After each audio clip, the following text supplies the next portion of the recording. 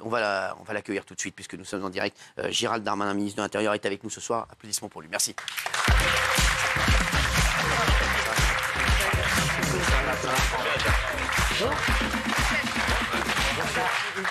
Merci Gérald Darmanin, ministre de l'Intérieur, d'être notre invité ce soir. Et en direct, sans filer, bien entendu. Et en plus, il dit bonjour à tous. Je suis votre voisin. Oui, bah, ça fait plaisir. Quelqu'un habite Tourcoing, peut-être C'est ça, voilà. Oui, peut-être il y en a peut-être un qui habite Tourcoing, exactement, parce que vous retournez en campagne. Merci d'être là, Gérald Darmanin. Merci de nous faire l'honneur de votre présence. Et je vous dis un truc. Je vous jure que c'est vrai. C'est la première fois que ça arrive. Je vous promets que c'est vrai. Les maquilleuses et les coiffeuses sont venues me voir à la pub et ils m'ont dit. Non, c'est pas une vanne, on pourrait leur demander. Ils m'ont dit le ministre de l'Intérieur, Gérald Darmanin, c'est vraiment le politique qu'on a préféré depuis le début qu'on est là.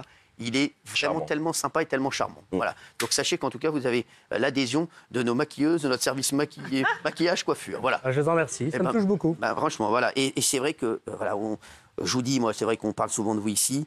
Vous êtes né à Tourcoing. Né à Valenciennes. Pardon, je vous mets à Tourcoing. Il paraît que vous êtes fan de variété française, c'est juste pour un petit peu. Oui. Mais bien, oui. C'est vrai. Alors, et c'est vrai que moi, ce que j'aime dans votre parcours, et je le dis, c'est que vous êtes fait tout seul. Parce que vous êtes allé au charbon, vous connaissiez personne dans la politique. Voilà, personne ne l'a. Voilà, il s'est fait tout seul. Il a été élu par les gens de Tourcoing. Vous avez été et vous êtes battu tout seul. Votre père tenait un bar à Valenciennes. Il a aussi été libraire, poète et écrivain. Voilà. Vous dites d'ailleurs dans votre livre, vous parlez beaucoup de lui. Vous parlez également beaucoup de votre maman, qui était serveuse dans un bistrot populaire de Valenciennes, puis femme de ménage et concierge pour la Banque de France à Paris. Donc c'est vrai que on se dit. C'est incroyable quand même de se retrouver ministre de l'Intérieur. Le parcours est fou. Est-ce qu'aujourd'hui, parce que je voulais parler de ça, moi j'aime bien aussi savoir, et que les téléspectateurs voient aussi l'homme qu'il y a derrière la fonction. Est-ce que vous êtes fier aujourd'hui de vous? Est-ce que vous dites non, moi je veux encore aider la France et les Français ont encore besoin de moi? Mais moi je suis très honoré d'avoir été élu maire de Tourcoing, la ville que j'aime, député. J'étais député jeune, j'ai eu la chance d'être député jeune, ministre. Jeune aussi. Oui, mais ministre de l'Intérieur, où je dirige les policiers, les gendarmes, les pompiers, des gens extrêmement courageux, et c'est un grand honneur.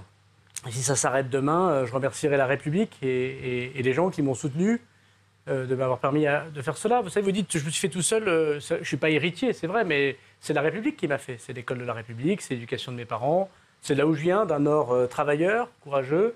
J'avais 2 grands-pères immigrés, 2 grands-mères flamandes, mais 2 grands-pères immigrés, dont un qui était tirailleur algérien, qui s'est battu pour la France. Et la seule chose qu'il y avait dans le salon familial de politique, c'était la photo du général de Gaulle et de mon grand-père en tirailleur algérien. Et ça, c'est un exemple méritocratique. Et donc j'essaie d'être fier, surtout de mon grand-père et de ma famille, et de pouvoir honorer son engagement. On parle souvent ici, et j'en parle souvent avec mon ami Gilles Verdez. Je dis nous ici dans cette émission, je pense, ce qui nous relie tous, à part même Gilles, on va le dire, c'est qu'on aime la France et qu'on a envie de se battre pour notre pays, que notre pays aille mieux. Et quand on voit parfois l'état de la France, ça nous fait de la peine. Est-ce que vous, Gérald Darmanin, vous êtes ministre de l'Intérieur, est-ce que vous vous dites, vous avez encore de l'espoir pour la France? Il y a plein de gens qui disent, parce qu'on est quand même un pays incroyable, et c'est vrai que et je vais vous dire, à chaque fois que les gens partent de la France, ils reviennent. Ils disent à chaque fois, ils pensent que c'est mieux ailleurs et ils reviennent en France. Est-ce que, aujourd'hui, vous vous dites, la France, il y a encore des choses à faire, ou est-ce que, comme beaucoup de Français disent, ça y est, c'est terminé, c'est foutu? D'abord, moi, je partage la tristesse que vous évoquez. Sinon, je ne ferais pas de politique. C'est-à-dire que la politique, on peut aimer ou pas aimer les hommes politiques. Souvent, on est vilipendé, à juste titre d'ailleurs, parce que c'est vieux, comme la France, de caricaturer les hommes politiques, et c'est la rançon de la gloire. Mais c'est quand même dur. Au sens où, il y a des critiques, il faut se représenter aux élections. Moi, ça fait finalement tous les 2 ans, je ne sais pas dans quelle fonction, tous les 2 ans, on retourne vers les électeurs, on retourne vers ses mandants. C'est une incertitude assez forte pour la famille, pour soi-même. Je ne me plains pas, c'est juste un fait. C'est pas vrai que pour ceux qui sont élus. Après, il y a ceux qui font la politique sans être élus. Mais moi, je ne suis pas de ceux-là. On se fait toujours en danger. Mais si on le fait, si on voit moins sa famille, si on ne va pas travailler dans le privé, si on n'a pas ses week-ends parce qu'on est au contact des gens, on le fait parce qu'on a envie de le faire, bien sûr, mais parce qu'on a envie d'améliorer la France. Parce que si j'étais content de tout, je ne ferais pas ça, je ferais autre chose. Je m'occuperais de mes enfants plus, de mes amis, je partirais en week-end un peu plus souvent. Non, je suis triste de voir mon pays comme ça. Je pense qu'il y a beaucoup de choses à faire pour améliorer encore notre pays, pour qu'il retrouve sa grandeur. Voilà, on ne fait pas tout bien, les hommes politiques, les femmes politiques, mais au moins on se bouge. Et vous savez, je me suis présenté aux élections municipales parce que j'appréciais pas ce qu'était devenu ma ville. Puis un jour, il y a un type dans un bistrot, véridique, qui m'a dit, mais vas-y. Enfin, si tu n'étais pas content, vas-y. Et je l'ai pris au mot. Voilà. Ouais. Donc j'ai adhéré à un parti politique, j'ai été militant. On a perdu d'ailleurs, et puis je me suis aperçu que ce n'était pas facile. Puis un jour, on a gagné, et j'ai d'abord fait quelque chose parce que je n'étais pas content. Donc l'engagement politique, c'est toujours par des personnes qui sont frustrées. Ils veulent améliorer les choses. Voilà. Moi, j'ai envie d'améliorer les choses pour mon pays.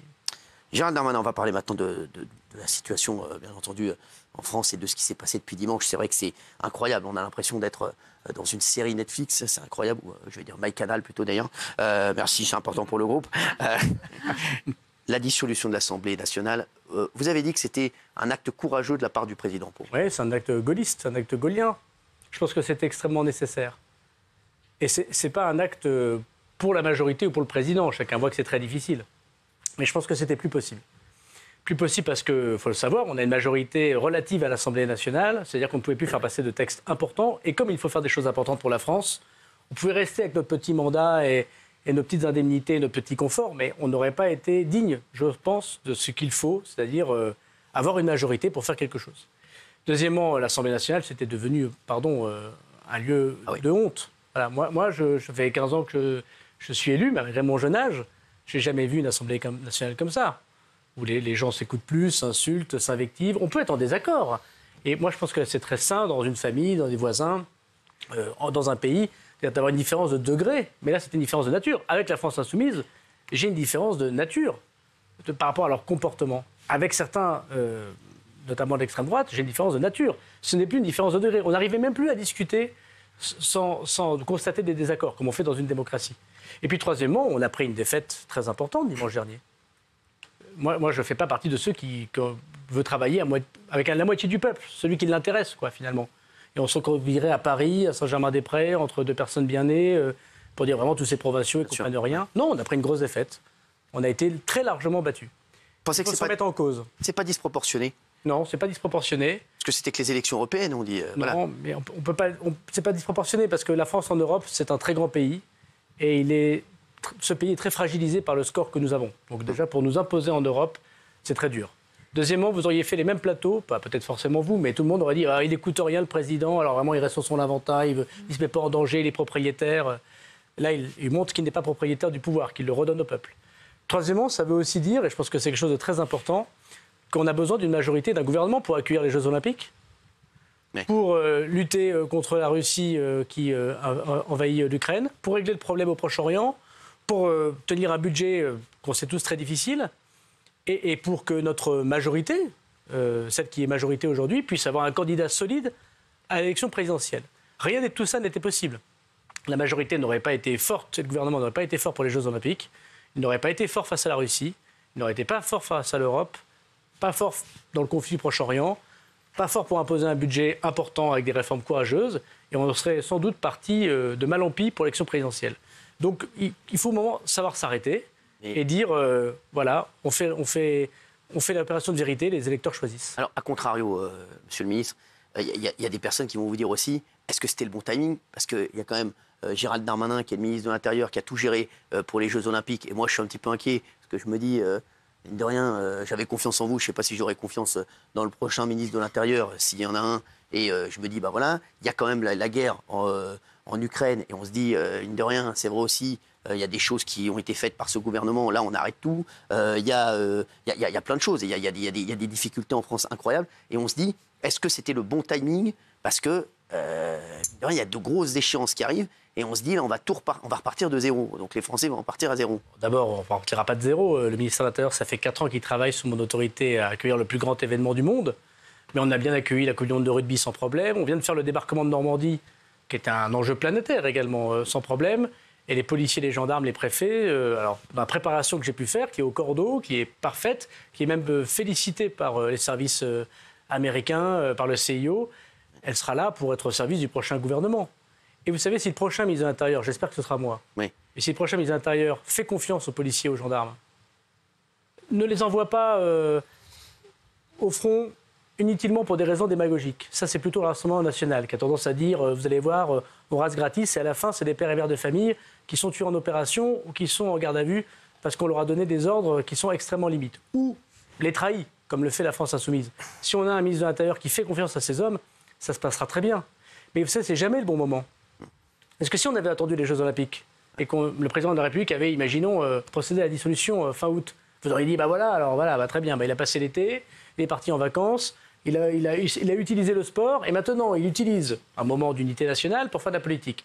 Donc vous savez, quand on veut piquer son chien, hein, voilà, on dit qu'il a la rage. Alors, le président de la République, il a fait un choix, qui est un choix, me semble-t-il, non seulement courageux, mais humble. Nous retournons vers les électeurs. Moi, je peux être battu. Le président de la République, je pense qu'il a compris la claque que nous avons prise. Il y a des choses qu'il faut changer. Pas tellement... Alors, il y a le fond, bien sûr, on peut toujours discuter des méthodes et des mesures.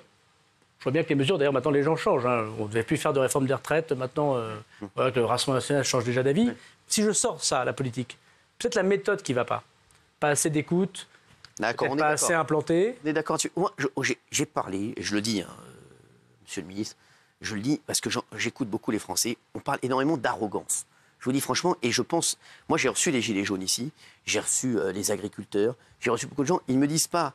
Ils sont plus sensibles au fait qu'on les écoute et qu'on a envie de les aider, plutôt même qu'on se dise qu'il va y avoir telle ou telle réforme. On a l'impression les Français ont eu l'impression d'une certaine arrogance et...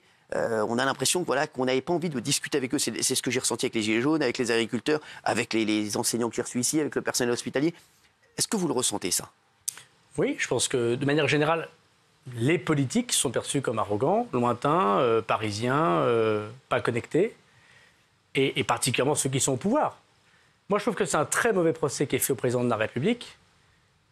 Tous ceux qui l'ont rencontré et côtoyé savent qu'il n'est pas justement cette image. Alors justement, c'est vrai que c'est fou parce que je l'ai déjà rencontré et côtoyé, et c'est tout le contraire de ce qui ressort chez les Français. C'est ça qui est fou. Regardez, moi j'étais collaborateur et soutenu le président Sarkozy. Ouais.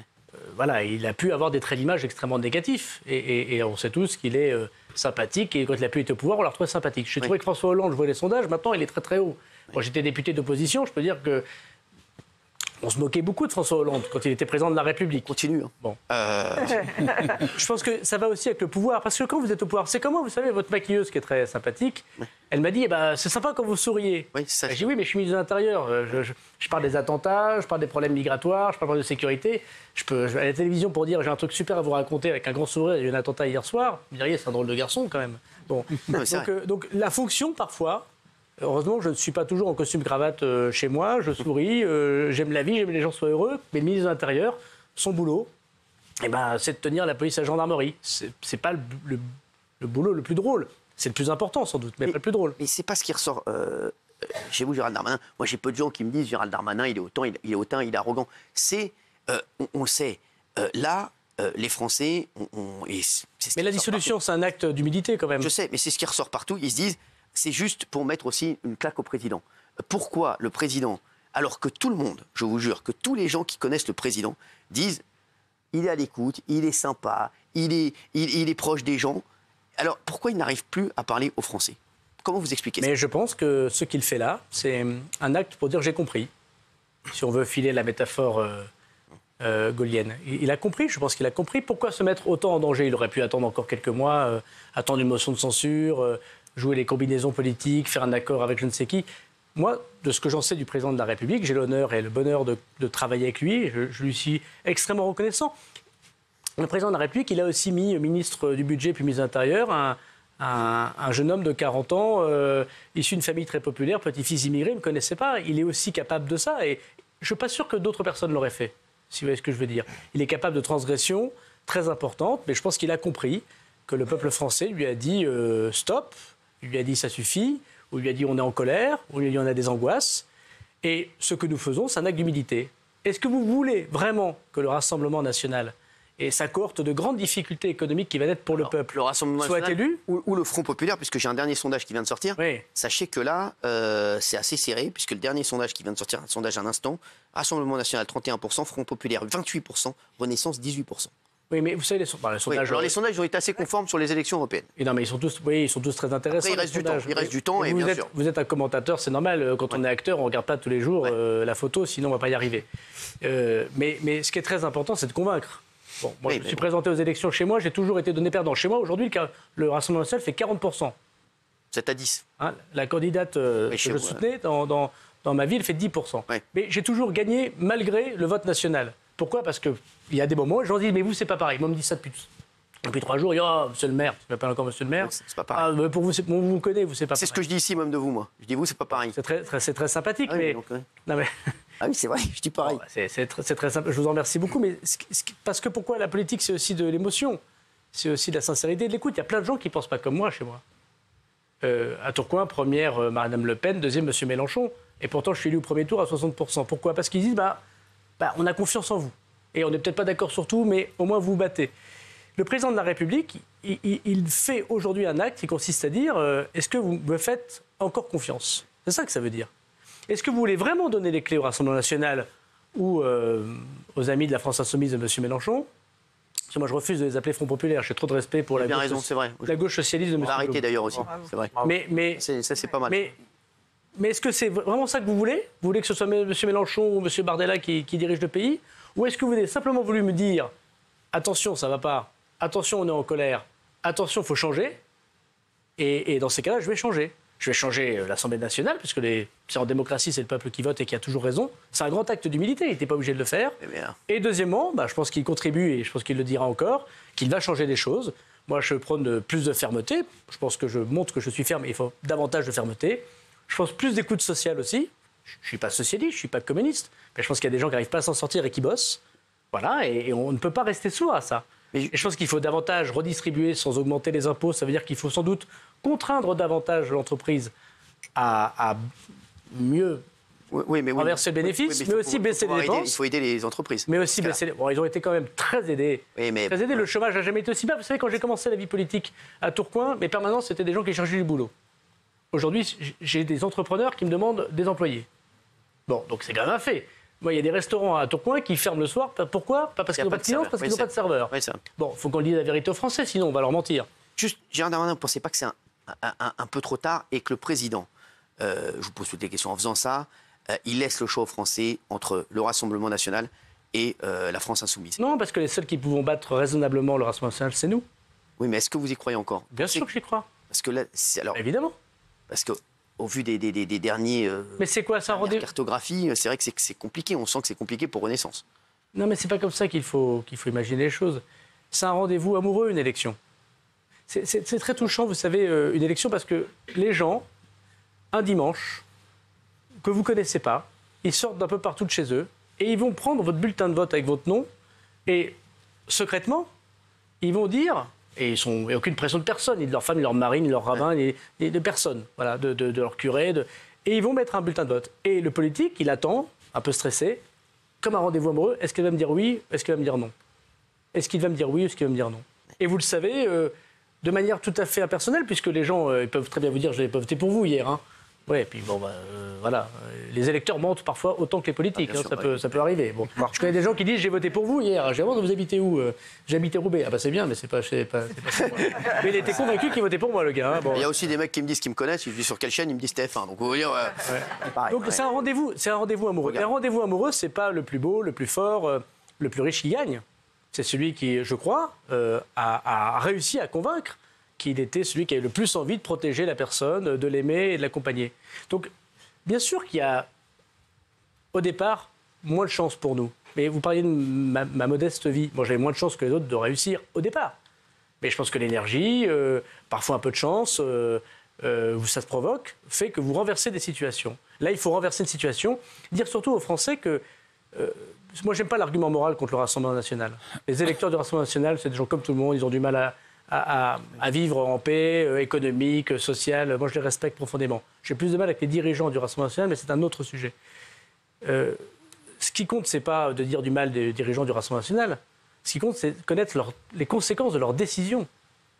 Moi, j'ai du mal à comprendre objectivement le Rassemblement national. Ils ont changé d'avis plus vite que le coq avec Saint-Pierre. Hein, la Nouvelle-Calédonie, ça restera toujours français. Il y a eu un petit problème Bah, du coup, maintenant, il faut absolument retirer le texte. Les retraites, c'était 60 ans, maintenant c'est 62, maintenant ils approchent du pouvoir, ils voient qu'ils ont raconté des garnousettes, comme on dit dans le Nord, finalement, c'est pas maintenant. On attend le prochain reniement, vous voyez. Mais juste, Gérald Darmanin, parce que c'est ce que je disais hier, on a eu Rachida Dati aussi, les Français vont vous répondre à ça, ils vont vous dire, oui, mais vous, avec Emmanuel Macron, vous êtes au pouvoir depuis 7 ans, ils se disent, pour nous, on n'a pas vu les choses avancer pour nous et on n'a pas vu d'amélioration dans notre vie quotidienne. Donc, qu'est-ce que vous leur répondrez à ça? Ils se disent, pour ça qu'ils se disent, même si LFI ou Rassemblement National n'est pas complètement d'accord avec eux, on va essayer de tenter ça pour voir si notre lendemain sera meilleur. Je leur dis qu'on peut faire beaucoup de choses de façon nouvelle et meilleure. Vous avez parfaitement raison. Puis il y a des choses quand même qui ont été bien faites. Et c'est vrai qu'on n'a pas toujours la reconnaissance, parce que parfois c'est loin. J'ai été le ministre en charge du budget qui a supprimé la taxe d'habitation. Bon, à Tourcoing, c'est entre 800 et 1200 euros par an. Ouais. C'est quasiment un salaire. Bon, j'ai été ministre qui a fait en place l'impôt à la source. Alors, tout le monde s'en moquait, tout le monde disait ça ne marchera jamais. Finalement, c'est un truc qui marche super bien. Pendant le Covid, heureusement qu'il y a eu l'impôt à la source, les gens ont pu adapter immédiatement leurs revenus par rapport à leurs impôts. Sinon, on aurait eu des problèmes de surendettement énormes. On l'a oublié tout ça. Ouais. C'est pour ça que vous m'avez invité, c'est pour que je vous le rappelle. Voilà, vous voyez. Merci. Bon. Je pense qu'il y a des choses. Le dédoublement des enfants dans les classes. Vous savez, à Tourcoing et à Halluin, c'est 2 villes très populaires de ma circonscription. Moi, j'ai vu des gamins quand j'étais maire, 40 par classe, avec des difficultés sociales très importantes. Je rappelle quand même que c'est nous qui avons fait le dédoublement. Il y a 12 gamins par classe dans ces quartiers maintenant. 12 gamins par classe, et hier, il y en avait 40. Et n'importe quel prof, n'importe quel éducateur vous dit, mais ça, c'est un enrichissement formidable. Mais c'est sûr que le gamin qui est en CP en 2020, vous y verrez l'efficacité dans 10 ans, quand il aura accédé au collège ou au lycée. La plus belle politique sociale, c'est Emmanuel Macron qui l'a fait. 12 gamins par classe quand il y en avait 40 dans les quartiers populaires. Non mais... Moi, j'étais à l'école où ma mère a dû me mettre dans une école privée, parce que mon père, qui avait quelques soucis de mon éducation, voyait les fautes d'orthographe que ma prof ne voyait pas. Et il m'a dit, bon, c'est comme ça, on arrête. On était dans un quartier très populaire. Il m'a dit, on va le mettre à l'école privée, on va se saigner pour ça. Il y a plein de personnes qui nous écoutent comme ça. Moi, je crois à l'école publique. Mes enfants sont à l'école publique. Mais c'est sûr que je peux leur donner un capital social que beaucoup de gens ne peuvent pas leur donner. Et dans les difficultés que nous avons, il faut chérir l'école publique. Et ce qu'a fait le président de la République, il a redonné à l'école publique de la grandeur. On met 12 enfants par classe, en CP pour apprendre à lire et écrire, et puis 40. Ça, peut-être que c'est pas très TikTok. C'est sûr qu'en 140 signes sur Twitter, c'est pas facile. Oui, mais c'est une grande politique sociale. Je voudrais qu'on revienne vraiment sur le sujet. Ici, tous les soirs, dans cette émission, on dit souvent cette phrase, on dit « on marche sur la tête ». Parce qu'on voit des faits divers incroyables qui se passent en France et des jeunes qui sont délinquants de plus en plus jeunes. Et ça nous rend fous. Et moi, quand les gens me voient dans la rue, ils ne me disent pas « j'ai voté pour vous », mais ils me disent souvent « Cyril, vous avez raison, on marche sur la tête ». Vous êtes ministre de l'Intérieur et je sais, Gérald Darmanin, je le dis souvent ici, vous travaillez énormément. Quand vous voyez tout ça, je sais que ça vous rend fou. Et les Français se disent « on a un bon ministre de l'Intérieur ». On a quelqu'un en qui on a confiance. On a des bons policiers gendarmes. Oui, exactement. Oui. Et il se passe des choses incroyables tous les jours en France avec des OQTF, avec des gens qui ne doivent pas être sur le territoire, comme je l'ai dit souvent. Et aujourd'hui, si le Rassemblement national est aussi haut, c'est juste pour ces petits faits divers mis l'un à côté des autres tous les jours où les Français disent on n'en peut plus. Nous, on a envie que nos enfants puissent sortir en boîte de nuit tranquille à 23h. On a envie que nos parents puissent aller se promener tranquille, que nos grands-mères ne se fassent pas piquer leur sac et bousculer comme on a vu des choses incroyables ces derniers temps. Et pourtant, on se dit, Gérald Darmanin, et je le dis, c'est quelqu'un qui travaille, qui aime son pays, qui a envie de faire bien, et on se dit, il se passe des choses comme ça. Qu'est-ce que vous répondez? Parce que c'est l'argument numéro 1 du RN. Je ne suis pas sûr que ce soit seulement cet argument-là. Il y a aussi beaucoup d'arguments sur le pouvoir d'achat, les coûts de l'énergie, les salaires. Donc c'est les deux. Oui. Et je pense que vous avez d'autant plus de problèmes de sécurité que vous êtes socialement pas capable de vous protéger. Vous garez votre voiture en dehors d'un parking quand vous n'avez pas le bonheur d'avoir un garage et votre bagnole, elle se fait défoncer parce que vous allez bosser le matin, ça vous rend dingue. Quand vous ne pouvez pas payer le permis à votre fille de 18 ans qui va à la fac... en apprentissage, vous travaillez comme serveuse à l'autre bout de la métropole lilloise, et elle prend le métro et elle peut se faire embêter dans le métro et ça vous rend dingue. Donc je pense que le problème social encourage des problèmes d'insécurité et inversement. Donc c'est les deux. Mais moi je suis pour une politique de grande fermeté. D'ailleurs j'avais parlé d'ensauvagement. J'ai été le premier à décorer des policiers alors même qu'on leur recherchait des noises alors qu'ils avaient fait leur juste travail de légitime défense. Et je pense que je suis comme les Français, je pense qu'il faut davantage de fermeté. On a un triple problème. Le premier, c'est qu'on n'a pas assez de forces de l'ordre en France, c'est un fait. Et on a recruté 10 000 policiers et gendarmes de plus. Il faut faire encore beaucoup plus. Parce que pendant longtemps, on a supprimé des postes de policiers et de gendarmes. Il n'y a que 250 000 policiers et gendarmes pour un pays de 70 millions d'habitants. Donc d'abord, il faut recruter. Mais recruter, ça, c'est pas comme ça. Il faut recruter, il faut des concours. Il faut qu'ils passent 2 ans de formation. Et on ne met pas des gamins de 20, 21 ans, 22 ans tout de suite dans des quartiers très difficiles. Donc ça met malheureusement du temps. Et le temps médiatique et l'énervement de l'opinion, que je comprends très bien parce qu'ils ont raison, ne va pas toujours avec le temps de la politique. Il faut recruter davantage. Donc ça, on le fait. Et on va continuer à le faire. J'espère qu'on va continuer à le faire. Pour ça, il faut un budget. Pour ça, il ne faut pas d'effondrement de l'économie. Si on défend l'effondrement de l'économie, on ne pourra plus recruter de policiers et de gendarmes. Deuxièmement, il faut une politique pénale ferme. Et vous attaquez souvent Éric Dupond-Moretti. C'est un type très bien, Éric Dupond-Moretti. Vous avez tort de le faire. Non, c'est un type très bien, Éric Dupond-Moretti. Et il est issu, lui aussi, il est issu d'une famille, voilà, une maman immigrée italienne qui faisait des ménages. Je pense qu'il sera mieux dans son... Non, vous avez tort. Il sera mieux dans son ancien... Mais j'ai souvent ce débat avec Éric. Vous savez, moi, vous savez, c'est comme si moi, demain, je faisais un autre métier, peut-être que je serais moins bon qu'animateur. Il était meilleur avocat que ministre. Bon, je vous trouve un peu dur, mais bref. Oui, monsieur. Je veux ici dire un mot de sympathie. On est moins dur que lui. De sympathie pour lui. Mais moi, ma conception des choses, c'est qu'il faut davantage de fermeté, y compris dans la réponse pénale. Ah oui. Qu'est-ce qu'ils vous disent, des policiers, des gendarmes, les gens? C'est très souvent, la police, elle interpelle les personnes. Oui, mais derrière, ça ne suit pas. Non, c'est pas que ça ne suit pas. Moi, je peux témoigner que les peines sont fermes. Le problème, c'est qu'elles ne sont pas toujours exécutées. C'est ça, la difficulté. Ouais. Vous savez, il y a une jolie phrase d'un grand juriste qui disait « L'important, ce n'est pas la dureté de la ferme, c'est sa certitude ». C'est comme l'éducation. L'important, ce n'est pas d'être très méchant avec ses enfants quand il y a un problème. C'est d'être sûr que quand on dit non, c'est non. Et tenir jusqu'au bout le non. Le non, c'est très important dans une société. C'est pour ça que moi, je viens de la droite. Je pense que moi, je suis pourtant très social, mais je considère que l'ordre, c'est quelque chose de très important. Pas l'ordre pour l'ordre, mais très important. Et l'éducation, c'est très important. Et la réponse ferme, c'est très important. Et donc, il y a des comparutions immédiates. Quand on attrape quelqu'un aujourd'hui qui est délinquant, souvent la police interpelle, très souvent la police interpelle, et est présenté devant la justice en comparution immédiate. Le problème, c'est que souvent, on attend des mois l'exécution de cette peine. Et là, les policiers et les gendarmes se disent, ou les Français, mais on ne comprend pas, il a agressé la vieille dame, il a tagué, on ne demande pas de 15 ans de prison, c'est ridicule de faire 15 ans de prison pour ça. Mais on aimerait bien une peine immédiate. Et donc, moi, je pense qu'il faut qu'on aille vers ça. Il faut qu'on aille vers, on interpelle vite, comparution immédiate, peine immédiate. Il faut qu'on arrête de penser que c'est soit une peine alternative, soit la prison qu'on a du mal à construire, ou d'ailleurs c'est souvent l'école du vice, vous le savez bien, mais qu'on ait, comme dans d'autres pays européens, des endroits où les gens font 15 jours, 3 semaines, 1 mois, 2 mois, mais qu'ils les font. Pourquoi on ne construit pas plus de prisons? Parce que d'abord les maires ne veulent pas. C'est-à-dire que, vous savez, moi, j'ai créé 1300 places de plus de centres de rétention administratif. C'est des endroits où vous mettez les étrangers en situation régulière, et j'ai décidé d'y mettre désormais que les gens qui posaient des problèmes d'ordre public. Les tueurs, les terroristes, les voleurs. Avant, on y mettait un peu tout le monde. Le pauvre Malien de 19 ans qui bossait dans un restaurant, qui n'avait jamais rien fait, on le mettait dans un centre de rétention administratif et on attendait l'expulsion. C'est pas bien d'être irrégulier, mais c'est plus grave d'être celui qui tue et qui est terroriste et qui est dehors. Donc maintenant, dans les centres de rétention, on n'y met que des personnes qui ont fait des choses très graves pour la société. Alors si je protège un peu plus les Français. Il manquait beaucoup de places. Il y en avait 1700. J'en ai créé 1300 de plus. Mais vous savez quel était mon problème? Personne ne veut accueillir un centre de rétention chez soi.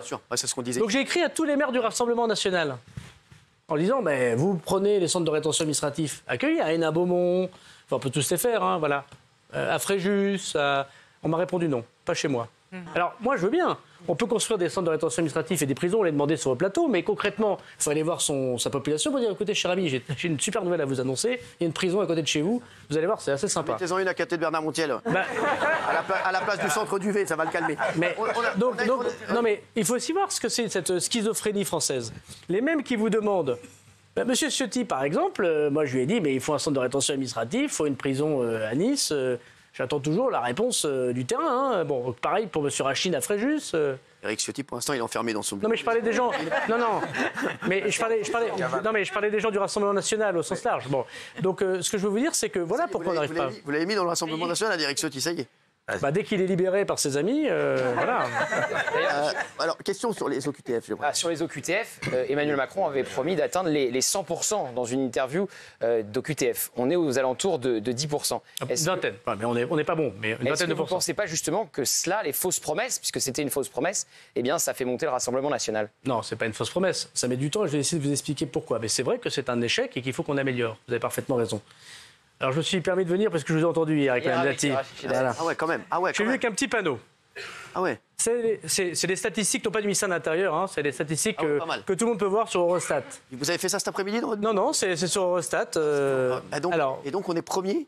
Alors, vous voyez, ça, c'est le nombre de mesures d'expulsion. Ah oui. L'exécution des fameuses EQTF par rapport à toute l'Europe. Et à côté, parce que vous pouvez me dire, oui, il n'y en a plus chez nous, c'est le nombre de demandes d'asile. Donc, vous voyez, en Allemagne, il y a 241 000 demandes d'asile. 70% sont refusés, donc il y a à peu près 70% de gens qui ont des EQTF, et ils n'expulsent, et c'est le deuxième meilleur pays, que 13 000. Ah ouais. Et puis l'Italie de Mme Meloni, vous voyez, elle a 2790. Ouais. Nous sommes les meilleurs d'Europe, mais il est vrai que nous n'arrivons pas, tous ensemble, tous les Européens, mais c'est pareil aux États-Unis. Vous avez vu, M. Biden, il veut faire un mur désormais, comme M. Trump, et il veut mettre fin à l'asile. Ce n'est pas un problème que français. Nous sommes les meilleurs d'Europe, donc nous faisons beaucoup, et le président de la République a beaucoup progressé sur ce point, mais nous n'arrivons pas à trouver, c'est vrai, la martingale pour que 100% des gens à qui on dit non puissent partir. Est-ce qu'on est assez dur avec les pays d'origine qui refusent de délivrer des laissez-passer consulaires pour expulser vers les pays? Ça, c'est la vraie question. Est-ce que Stéphane Séjourné, ministre des Affaires étrangères, va assez loin et tord assez le bras aux pays d'origine? Oui, mais vous savez, comme sa prédécesseur l'avait fait, ou comme Jean-Yves Le Drian l'avait fait, mais nous, on a dit non à nos amis d'Algérie, du Maroc et de Tunisie, et d'ailleurs pour dire on ne donnera plus de visa si on ne reprenait pas les personnes qu'on vous renvoie. Qu'est-ce qu'ils ont fait? Non mais qu'est-ce qu'ils ont fait? Ils ont dit, ils ont été voir les Espagnols, ils ont été voir les Italiens, ils disent les Français ne veulent plus nous en donner, eux ils ont donné des visas, et du coup, les gens qui ont un visa en Espagne, ils peuvent venir en France. C'est pour ça que le sujet européen... Ça, c'est un argument contre Schengen. Oui, mais il fallait voter pour nous dans ces cas-là, parce que je vous rappelle que le pacte migratoire au niveau européen empêchait ça. C'était une politique de visa commune pour éviter ça. M. Bardella n'a pas voté ça. M. Bardella, vous savez, c'est un homme formidable. Il vote l'inverse de ce qu'il dit sur les plateaux de télévision. Mais j'ai compris pourquoi. Parce que quand il y a des problèmes, il y a un vote Rassemblement national. Ils n'ont aucun intérêt à résoudre les problèmes. Parce que s'il n'y a plus de problème, il n'y a plus de Rassemblement national. Moi, je connais rarement quelqu'un qui dit le ministre de la Justice est super, le ministre de l'Intérieur est super, le ministre de l'Économie est super, je suis heureux dans ma famille, je n'ai aucun problème de sécurité et je gagne beaucoup d'argent. Ils votent rarement Rassemblement national. Moi, dans ma ville, ils faisaient 30% le Rassemblement national. Aujourd'hui, quand je me présente, ils font 7%. Parce qu'avant, il y avait des problèmes, j'ai essayé de les résoudre. Les gens disent, bon, bah voilà, au moins vous nous écoutez. Pour répondre à votre question, moi, je ne me satisfais pas d'être le meilleur d'Europe. Mon père me disait, bon, c'est sympathique, t'es premier, mais t'as combien? 7 sur 20, c'est pas terrible. Bon, c'est exactement ce qui se passe. Nous sommes les premiers, et on a 7 sur 20. Donc il faut qu'on améliore les choses. Ce que je veux vous dire en disant ça, c'est que les problèmes que la France a, toute l'Europe les a. Et l'Angleterre qui est partie de l'Europe, qui est partie de Schengen, monsieur, il n'y a jamais eu autant d'immigrés irréguliers qu'en Angleterre. Et il n'y a jamais eu autant de personnes qui veulent traverser la Manche. Et vous avez vu que le gouvernement conservateur, malheureusement, il a dû aller aux élections lui aussi pour des difficultés.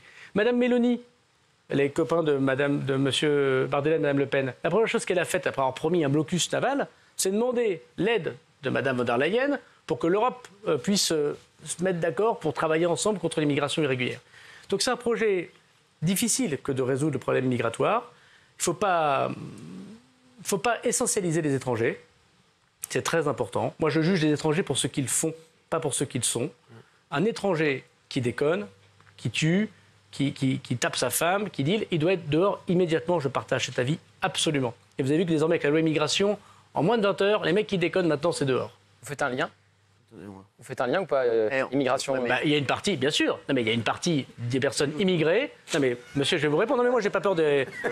De quoi? Pardon? Je lui ai dit qu'il avait CNews demain matin. Là. Mais moi aussi, je vais chez Pascal Pro demain matin. Donc on va se retrouver alors. Voilà, si vous voulez. On va dormir ensemble. Non, mais les personnes...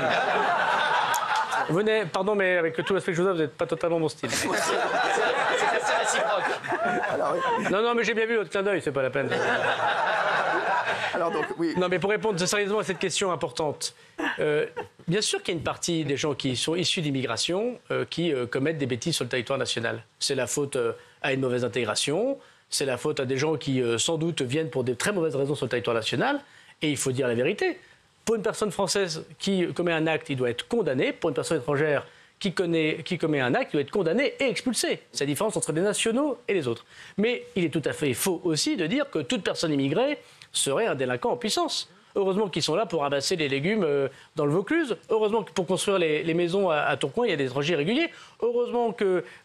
et on sait tous que tout ça est très hypocrite. Voilà.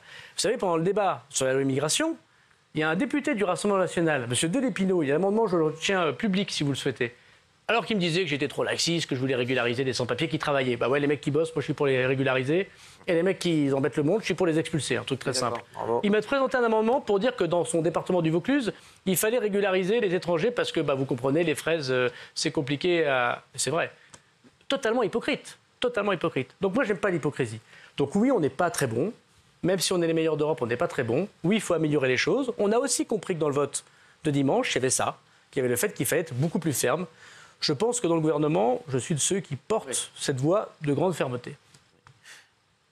Gérald Darmanin. Je vous le laisserai. Qu'est-ce que vous diriez... Ah je le prendrai pour chez moi, ça ferait plaisir. Qu'est-ce que vous diriez à nos téléspectateurs ce soir en direct pour éviter qu'ils votent ou pour la LFI ou pour le Rassemblement national et qui reviennent chez vous, chez Renaissance, et que vous ayez une majorité et que vous soyez encore ministre de l'Intérieur après le 7 juillet. Mais que le pays ne peut pas se permettre l'aventure. Que le pays doit avoir de la stabilité avec des gens qui, bien sûr, ne sont pas parfaits. Et bien sûr, il doit y avoir des changements et des changements de méthode. Mais on montrait que pendant le Covid, si on avait laissé les autres, les zinzins et les ozos, là, de chaque côté, on aurait eu des vaccins qui ne fonctionnaient pas, on n'aurait pas pris des mesures courageuses et notre économie se serait effondrée. C'est ça la vérité. Vous savez, j'ai passé des semaines au lendemain du Covid à avoir des commerçants qui disaient merci beaucoup. C'était assez rare, il faut bien avouer, en général. Hein. Moi, mon père était commerçant. Je sais qu'un commerçant, c'est parfois un peu contestataire, c'est normal parce qu'il travaille beaucoup. Merci beaucoup, vous nous avez sauvés. Merci pour nos salariés. Si c'était les autres, qu'est-ce qu'on serait passé? La Russie. Si c'était les autres, M. Mélenchon comme Mme Le Pen, qui voulait faire un travail en commun avec M. Poutine, qu'est-ce qui se serait passé? Et vous savez, il y a l'élection de demain pour la vie de tous les jours, le pouvoir d'achat, la sécurité. Et puis, il y a des grands événements qui arrivent qu'on ne connaît pas. Personne ne prévoyait le Covid. Personne ne prévoyait la guerre en Ukraine. Et vous pensez qu'il faut mettre M. Bardella ou M. Mélenchon, parce que c'est M. Mélenchon, le Premier ministre, hein, si j'ai bien compris, de la NUPES, puisqu'ils ne sont pas mis d'accord entre eux. Donc, c'est donc M. Mélenchon. J'ai rapidement écouté à la télévision tout à l'heure. Vous pensez que c'est eux qui sont à la barre du bateau s'il y avait un problème tel que le Covid, tel qu'une guerre? Vous pensez vraiment que c'est sérieux, ça? Donc la vérité, c'est qu'il faut de la stabilité. Les Français ont passé un message dur vis-à-vis de nous, un message juste, parce que le peuple a toujours raison, on l'a bien compris, et on va se battre pour reprendre leur confiance, parce que depuis 7 ans, on a quand même beaucoup d'états de service. On a une tradition dans cette émission. Jordan Bardella et Jean-Luc Mélenchon sont sur un bateau. Vous pouvez en sauver qu'un, vous sauvez qui? Aucun des deux? Le problème, c'est que j'ai compris qu'avec M. Bardella, on ne pouvait plus faire venir de bateau. Oui. Donc je les laisserai peut-être tous les deux ensemble. Voilà. Alors, je tiens à vous le dire, vous avez été excellent, une fois de plus, monsieur le ministre, à part sur Éric Dupond-Moretti, mais sinon, excellent comme d'habitude. Merci d'avoir été avec nous. Merci.